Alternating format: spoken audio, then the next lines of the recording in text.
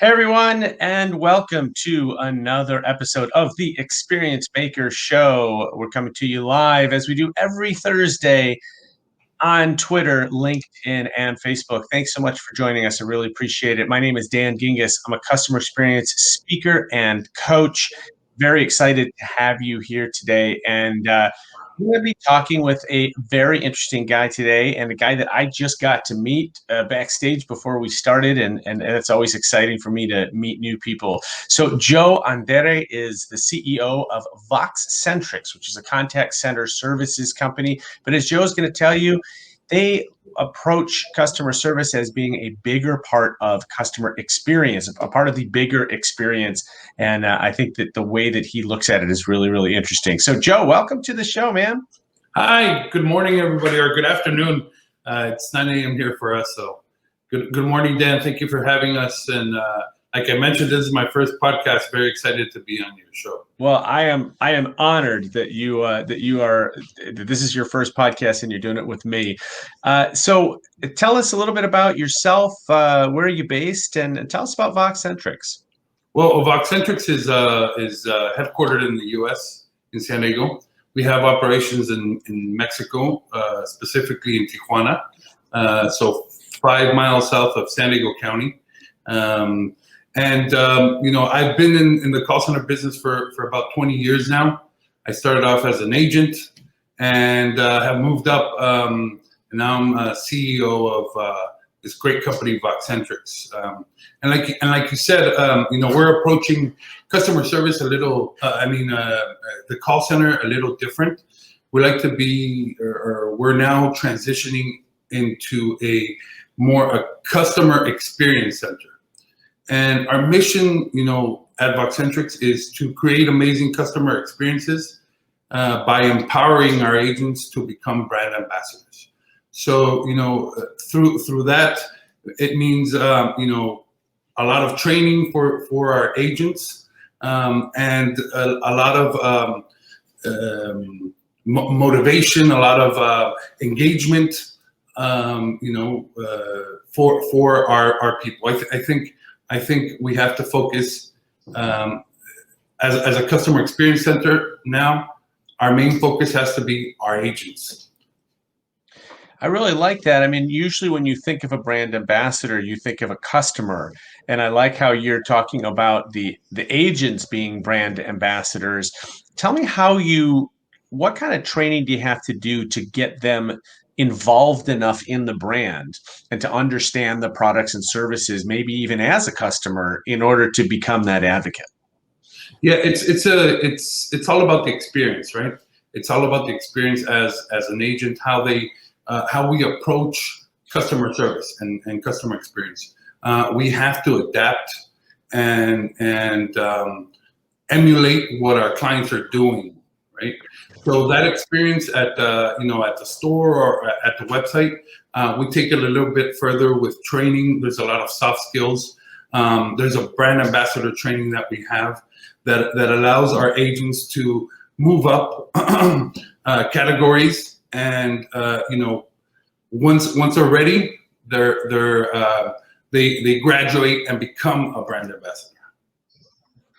That's really cool. Now, I want to take a step back here because I don't want to gloss over the fact that you said that you started as a customer service agent and are now CEO. That sounds like an amazing story. So I want to know a little bit more about your journey, but also, how often do you find yourself using your own customer service skills from being an agent as the leader of a company now? All the time. I have to use them all the time. Whether it's talking to our clients or our brand ambassadors, it's very important for me to create the culture. It starts with me, right? It starts with leadership. The culture that you want to portray, and what you want to portray as a company starts with leadership. So it's 20 years now in the call center business. Like I said, started off as an agent, in sales. That's one of my passions, selling. It's a great feeling to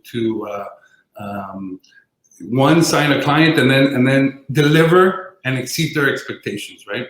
And when you talk to them, when you follow up, as you know, as everybody knows, when you follow up with your clients and they talk about how great their experience is, that really makes me happy, and it's a thrill.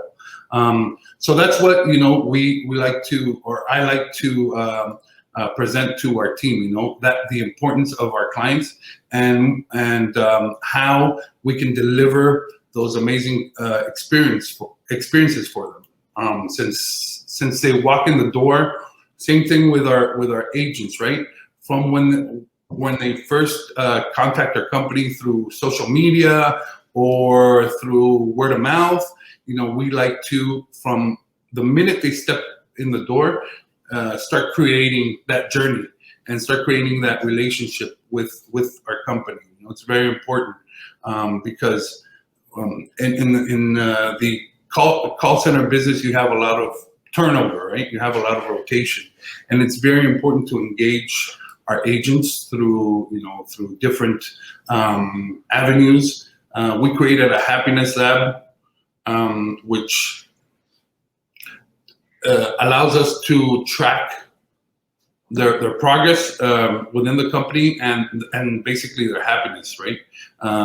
We want our brand ambassadors to love to come to work and not to have to come to work. It's two very different feelings and two very different approaches, right?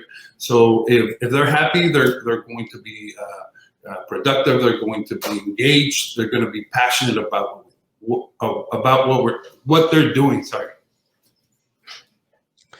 Yeah, absolutely. I want to learn more about this happiness app, because it sort of seems related to something you said earlier, which is that you're looking to always exceed client expectations. And one of the things I always talk about is, how do we create experiences that people want to share? And sometimes meeting expectations just isn't enough, because that is almost by definition an average experience, and nobody wants to talk about an average experience. So so tell me more about the happiness app, and then also let's talk about exceeding customer experiences. Yeah, it's a happiness lab. Oh, lab. I'm sorry, it's a lab. I thought you said an app. That's a great idea, a happiness app, right? And I was thinking about that when I was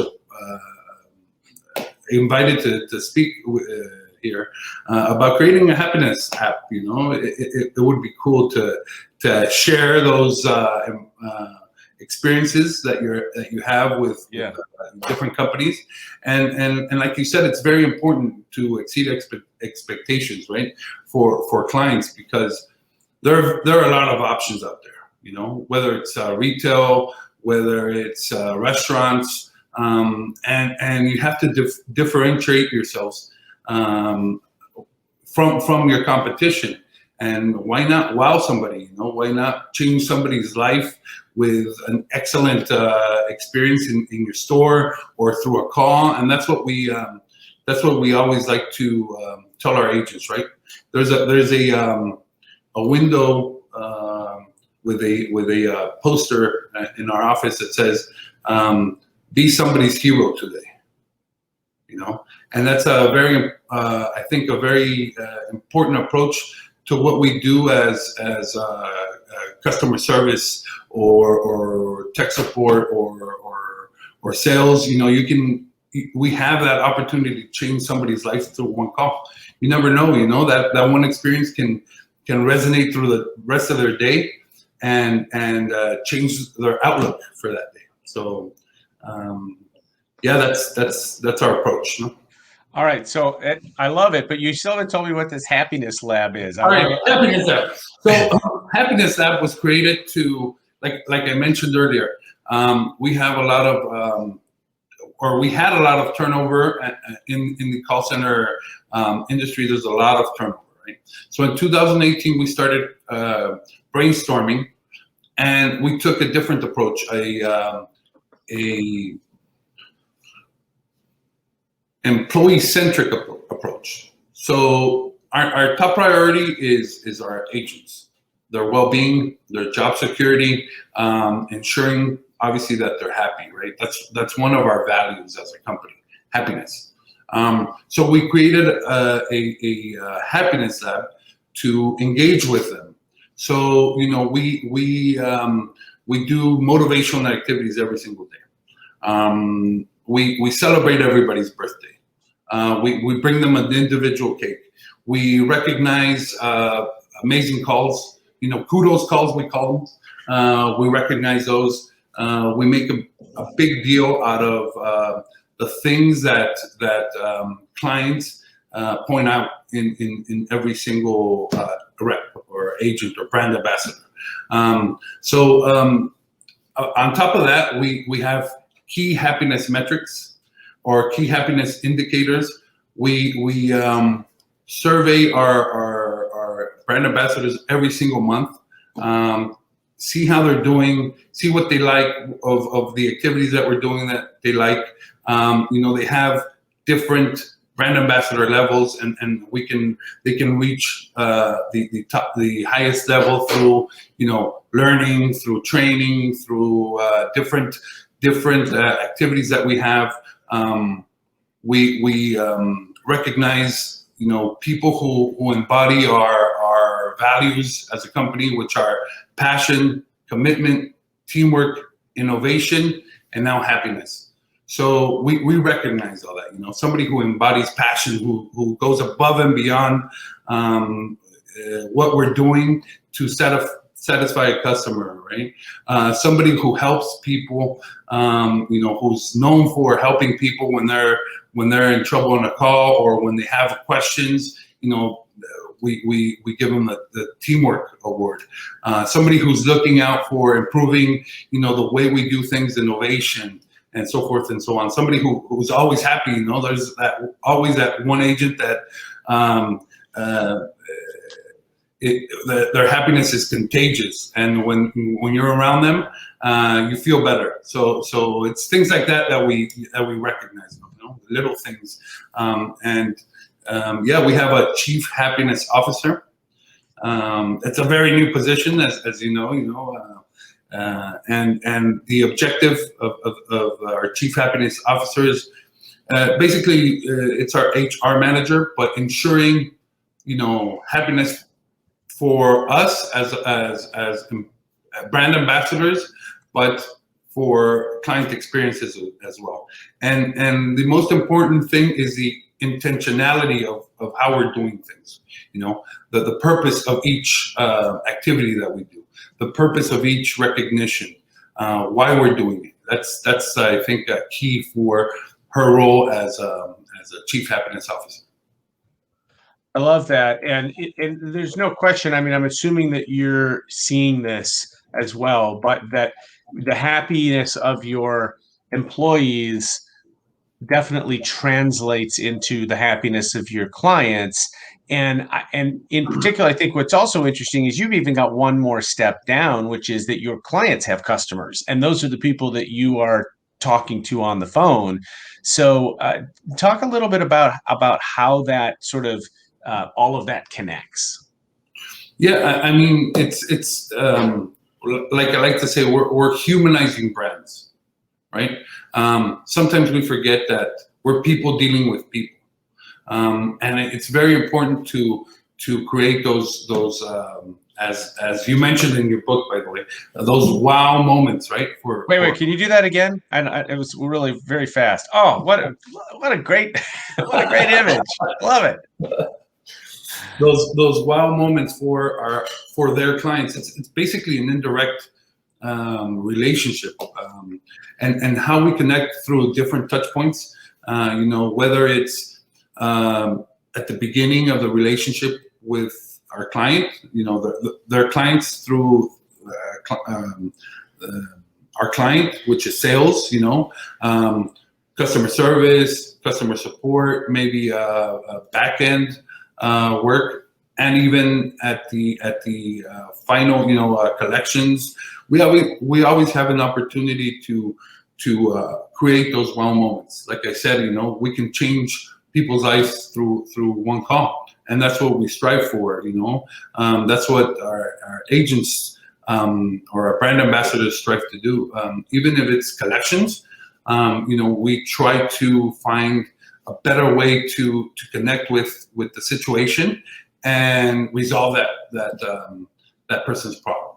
Yeah, and it comes down to things like empathy, which can really work in a situation like that. Fun fact: I spent a summer at First USA Bank, which is now part of Chase, and I was in the collections department and in the marketing area of collections, which was really fascinating. And I remember thinking through, how you display the right amount of empathy when you know that somebody's in a difficult situation and yet you need to accomplish something, which is you got to get them to pay, right? So there still has to be this end game.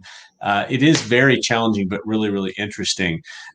Hey, we have a question from one of our audience members, Lisa. Thank you so much for being here and for asking a question. Lisa wants to know, what incentives do you offer when ambassadors achieve their goals? We give them a certificate that they're a brand ambassador. So that's one. It's a recognition, and we obviously give them a bonus. Hey, you reached this goal. Great, congratulations. We're all happy for you, but we also give them a little bonus. And they have I don't have one with me, but a special distinctive badge that points out that they're a brand ambassador. So it's like a peer recognition as well system. And there's it goes a long way when somebody says, "Hey, you're a brand ambassador." You can tell that somebody's moved up to a brand ambassador. That's cool. Yeah. And I know from being in contact centers, that stuff's really important. The stuff that people hang up on in their cubes or display, kind of, there's a lot of pride there. And I think that's really cool. Luis Clemente Jimenez here shared with us the link to the Happiness Lab, so you can check that out. Luis, you are a step ahead of me, although I did already have the main website ready to show. So thank you for that, Luis. And I will definitely want to learn more about the Happiness Lab as well. So obviously, Joe, last year, 18 months, things have been turned upside down. The world's been completely and probably irrevocably changed. What have you been seeing in terms of trends in the contact center that other companies might be able to learn from, or things that you've maybe had to pay attention to that you didn't before? Well, I think more than ever, as you mentioned, the world has definitely changed. The way of doing business has changed. Some companies were not ready for what happened. Small businesses, in particular, that didn't have a digital presence or didn't have the tools to engage their customers. Whether if it was through social media or different an app or customer service, now have seen the need to do so. We have a lot more smaller clients, which are great, because they're seeing that there are different trends that are happening, and clients want to be in contact with you, but not just through traditional ways, like in person. Now they have social media.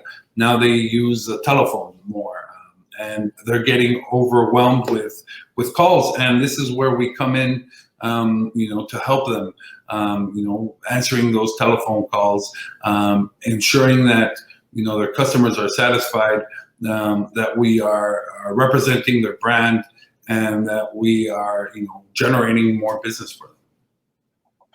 Have you found that the content of the calls have changed at all, or that the reason why people are reaching out? Have there been anything that has come up in the last year or so that's been different there? Not necessarily. Although we have seen an increase in calls in general. I think people, this whole pandemic, want to reach out to people, and it's great to have a digital presence, but sometimes you need to talk to somebody, and I think we're seeing that, people reaching out to companies and reaching out to reps. We have AI now that simulates, a phone call and a human, but you're never gonna simulate, in my opinion, right? Maybe I'm wrong. Empathy, and you're not gonna simulate that human to human connection that sometimes you need to resolve somebody's problem. For sure. Yeah, it's interesting. I've heard over the past year or so, I've heard both that there's this massive move to digital and that digital contact channels have really exploded. But I've also heard what you just said, which is that it's like, yes, but people also want us to talk to humans more because we've been stuck not talking to humans as much. Yeah. So is the answer that it's both, that the customer experience pie or customer service pie has just grown over the year because there's more contact points, or are you seeing a shift between channels from one channel to another? Yeah, I think it's what you said. I think it's been growing. Year over year, it's you have more contact points, so you have more ways to engage with your customer.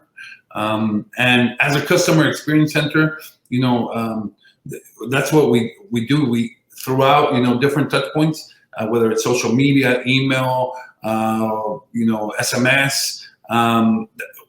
We can help clients with that, and we've seen yes, more phone calls, but also people engaging more in with social media and with especially with WhatsApp.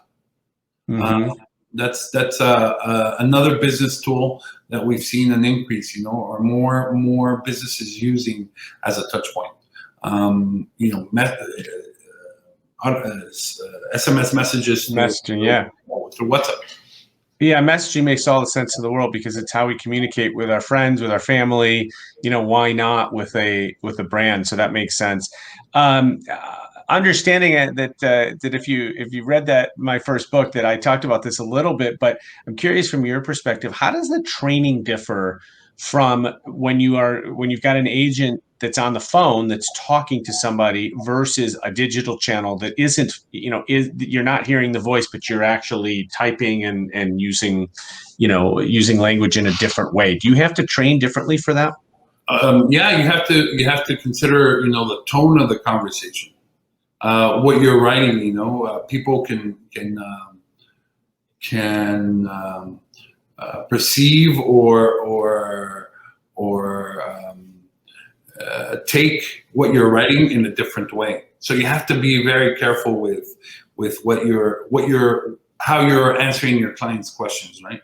And what your voice wants to, as a brand, what your voice is. So yeah, we have to do additional training for that, for how we want to our brand ambassadors to be portrayed during those interactions. Yeah. I'd also imagine very simple things like spelling and grammar become a whole lot more important because they're representing the brand. They're an ambassador, and no one wants to do business with a brand that doesn't know how to spell, right? So, I would imagine. Do you guys have to? I don't want to dig too much into your hiring process, but do you have to do writing samples, or how do you screen for whether somebody can communicate in a written way effectively? Yeah, we have grammar tests that we. That our brand ambassadors have to take, and they have to take them periodically. So it's upon them to continue to improve their skills, right? Until they reach that brand ambassador level and are crowned brand ambassador. Right? So they still have to work on those skills. We have grammar tests, we have typing tests. we have spelling tests, we have reading comprehension tests, different skills that they have to master, especially when working in social media and through text, right? Of course, and especially when it's public, right? That becomes even more important. That's really fascinating. I think I really like that. Joe, as I always say, this is the fastest half an hour on the internet, and I really enjoyed getting to know you a little bit and speaking with you. I think your story is awesome. Start off as a customer service agent and end up running the company. I think that's the dream, and it's awesome that you're living it. I'm going to put up the website again. Anything you want to leave the audience with? For companies, and everybody in general, we have the opportunity, like I said, to change somebody's world, to change somebody's day, to make it a happier day. Why not do so? Why not have that amazing interaction with somebody that changes their day, that changes hopefully their life, right? Love it. I love it. I think that's such a great attitude. And the last thing I'll leave you with is, I think there's an advantage in the industry that you're in, and that is that because of the experience that so many customers have with contact centers, the expectations, let's be frank, are kind of low. And so it's amazing when you can have a great experience with a contact center employee and your mind is blown. So you have a great opportunity to exceed expectations. And I love that that's where you set the bar, because if it were just meeting expectations, my expectation personally is not very high. So if you're meeting it, that's okay. But I love that you're trying to exceed it. So great job. Keep up the great work. Nice to meet you, Joe. And thank you really for taking the time for the show. We appreciate it. Thank you very much, Dan. Really appreciate it, and I'm honored to be, for this to be my first podcast. I'm honored as well. I'm honored that you chose it. Thank you. Appreciate it. Thank you. I'm also honored that all of you have taken the time to watch or listen to this show, either live or when it is recorded. I really do appreciate it. Always interested in your feedback, so please feel free to reach out. I'm at dan@dangingiss.com, or you can hit me up on LinkedIn, Twitter, or Facebook. As always, I want to remind people that I have a brand new book coming out in September. It's called The Experience Maker: How to Create Remarkable Experiences That Your Customers Can't Wait to Share. And I have a really cool thing going right now for listeners of this show, or for watchers of this show. And I'm going to try to put that banner up right here. If you would like to get a free signed advanced copy of the book, all you need to do is go to Amazon, Barnes & Noble, Books A Million, wherever you buy books. Purchase a copy. You can pre-order a hardcover or paperback version of the book. Send me the receipt, and I will be happy to get you out a copy right now, signed, so you can read it before anybody else in the world, and hopefully take advantage of all of the great advice and start implementing. Once again, my name is Dan Gingiss. I'm a customer experience speaker and coach. Really appreciate you being here today, and we will see you next week and every week on the Experience Maker Show. Have a great rest of the week, a terrific weekend.